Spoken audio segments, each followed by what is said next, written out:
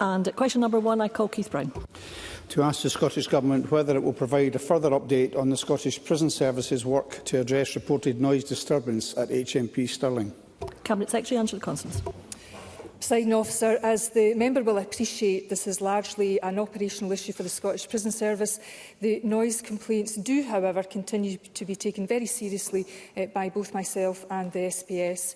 SPS continue to engage with residents and their elected officials regarding operational and infrastructural actions they are taking to help reduce noise coming from parts of the prison.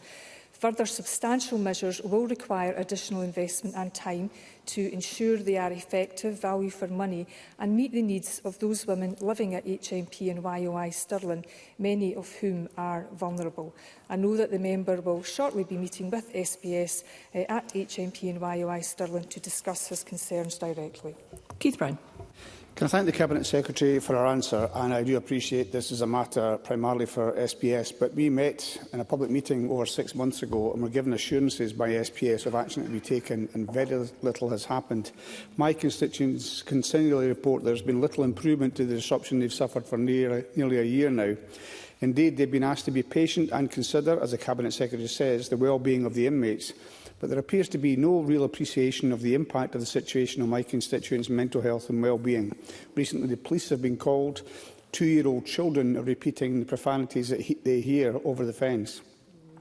Can I ask the Cabinet Secretary, therefore, what advice or what further action can be taken by SPS to immediately address the issues raised by my constituents that will deliver a fast and effective solution to a deeply distressing situation which is impacting so negatively on the local community? Cabinet Secretary. Presiding Officer, I take very, very seriously the issues that Mr Brown raises on behalf of his constituents, and indeed I have seen some of the correspondence from his constituents and their personal testimony about the distress and disruption that they are experiencing. Let me reassure him that Scottish Prison Service do continue to work through what is a somewhat complex matter.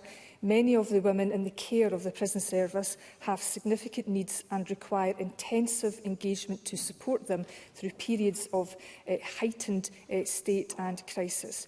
I am informed of the enhanced engagement by prison officers that has resulted in a drop in the instances of excessive noise emitting from the prison, showing that this approach is working at least to some extent.